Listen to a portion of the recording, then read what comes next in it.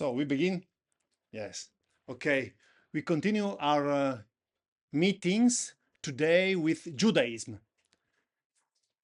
To begin with a question for you.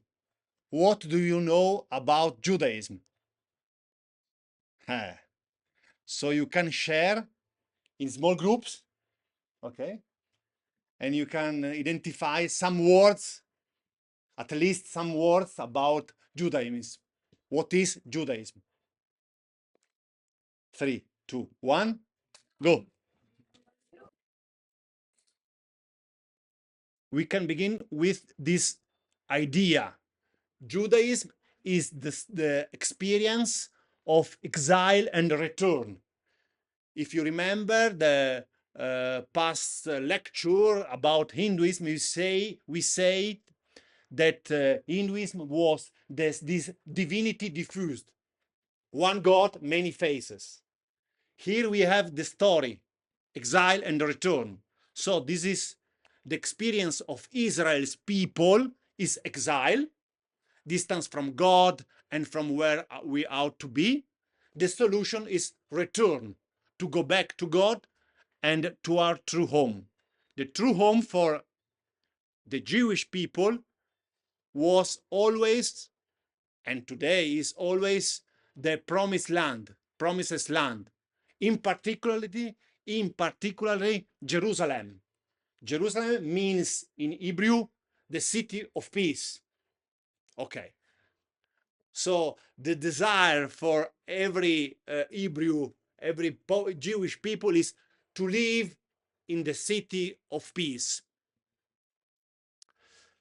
So we go through the 7 essential points of Judaism. First point will be origins, a people code into a story. So you can understand the difference between with Hinduism. Second point, a view of God, one God who is near and who calls. One God. And this is the relation, very important relation with the people. 3, sacred texts, Torah as a way to walk. Torah help us to live. Human life and purpose, holiness here and now. Moral framework, commandments that shape a life, these 10 commandments, and 613 mitzvot. There are small laws connected with commandments. Ritual life, holiness in the rhythm of every week. We will see some feasts. And community and identity, a people bound across time. First point, origins. We are in the Palestine, Israel, Middle East, and the origins are a people code into a story.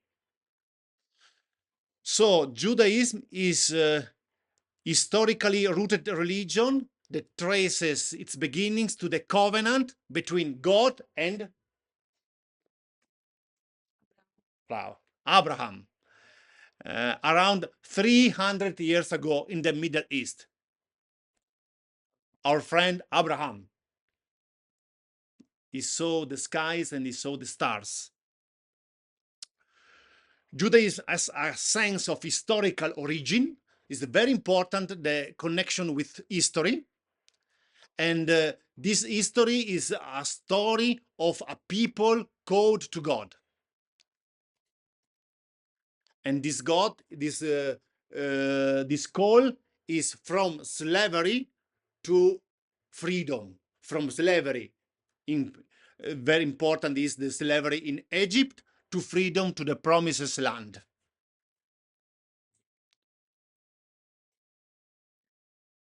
These are the origins that they show us a view of God. A view of God is one God who is near and who calls. So Hinduism is one God, many faces. Judaism is strictly monotheistic. You can't have the image of God. You can't you can't call God. So you have to do you don't have a word to speak with God, to speak about God. But there is one God, unique and eternal.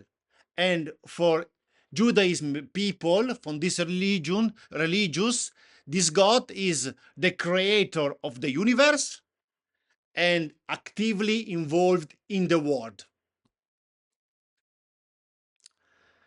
And the point of Judaism here is that the human's life is in a relationship with a personal God.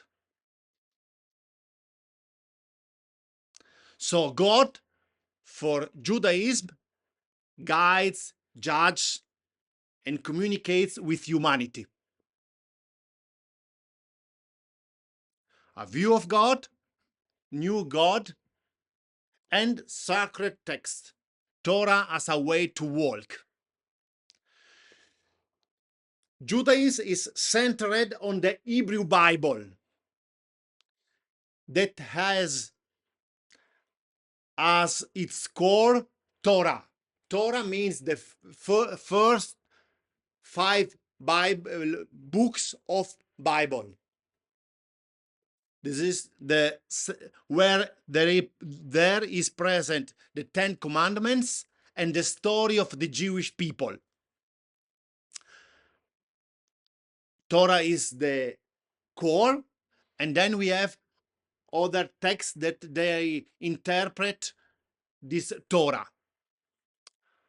But very important is for us that this Torah is the relation between God and the human people. So it's a concrete relationship between God and the humans, and this practical living out of that relationship. For example, these 10 commandments that is right in on Hebrew, that this text emphasize ethics, law, and covenant.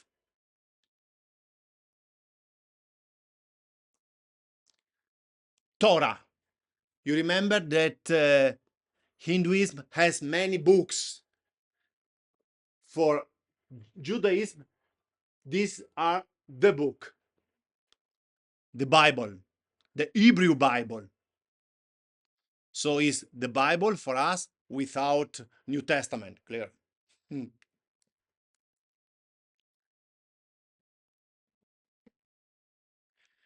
Another point, what means that in human life? For the experience of Judaism, holiness is you can live holiness, you can be holy today, here and now, according to God's commandments, maintaining justice, mercy, and righteousness. Life itself is sacred, and humans are partners with God in repairing the world. A concept called tikkun olam. Olam means holy, whole, and tikkun is to repair. So the idea is that I, with my choices, with my life, I can repair the world.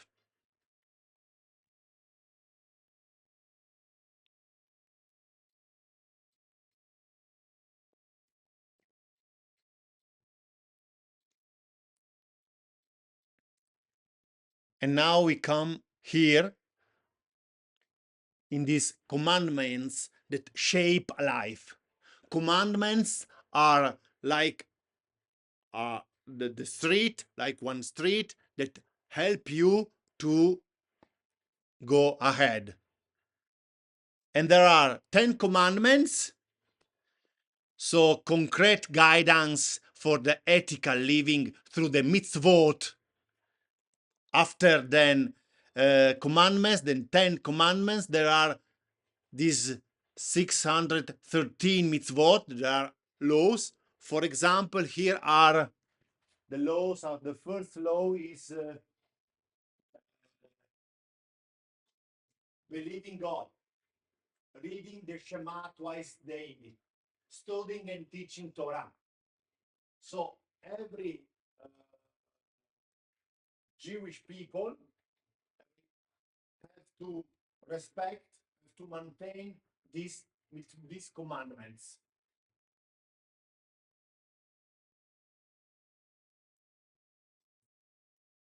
The 3 annual pilgrimages.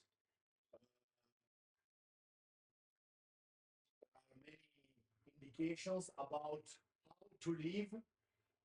how to live in the world. So this is a big difference with Hinduism. We have some precise indications.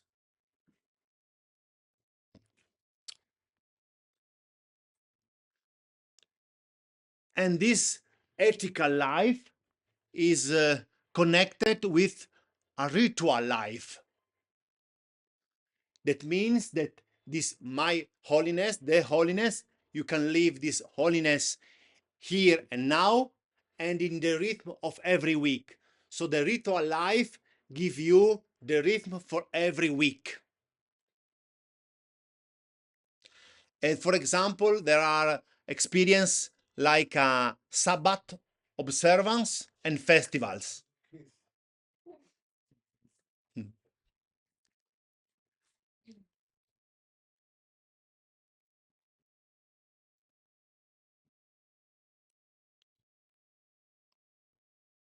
To feast, to live the Shabbat. Shabbat is Saturday, okay? And with Shabbat, we remember, we recall, and we reenact the God's rest on the 7th day after making the world in the first 6. 7th day, God rests, and so we do this, and it also commemorates the freedom from slavery described in the book of Exodus. Shabbat is the only holy day commanded in the 10 commandments. And so Shabbat is the day where the Jewish people, they don't work. Although outsiders often think of the Sabbath as prohibiting work, what is actually prohibited are creative acts. But Shabbat, in the view of Judaism, is in more positive terms, as entering a sacred place set apart by time. So on Shabbat, everything slows down. So it's the time to remember the rest of God. Is the time to remember the freedom from slavery. Is the time to celebrate the life, the Shabbat. Because the story of Israel with God is connected with space and with time.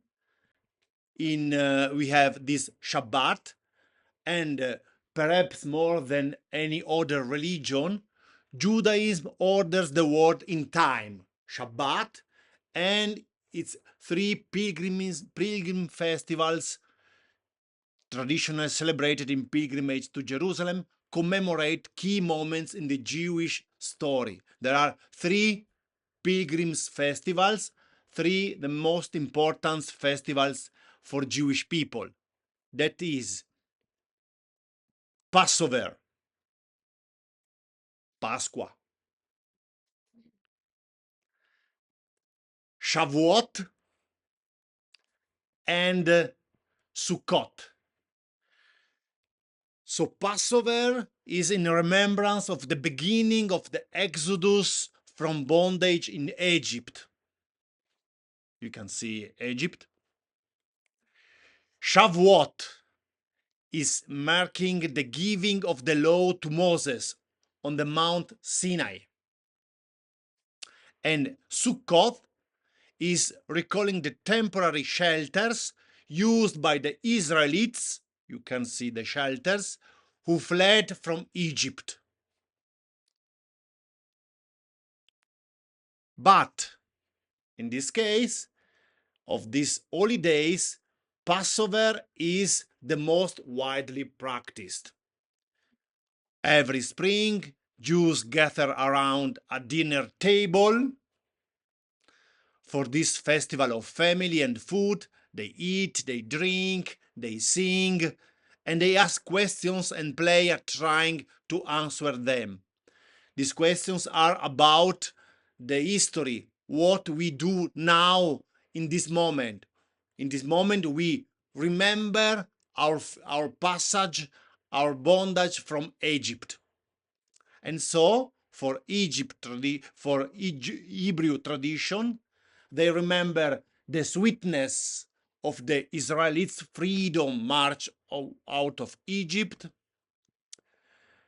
They remember the bitterness of slavery and Pharaoh, and the meal is thought about these symbols. And they remember the 10 plagues. But in the last of these plagues, aimed at the first son in every Egyptian family, the Israelites sacrificed a lamb and dripped its blood on their doorposts, so that when the angel of death came, he would see it and pass over their houses in peace. So this feast is called Passover to remember this passage of the angel and this liberation, this freedom, this from Egypt. If you remember, this story is recalled in the book of Exodus, when in the night of freedom they sign the doors with these signs.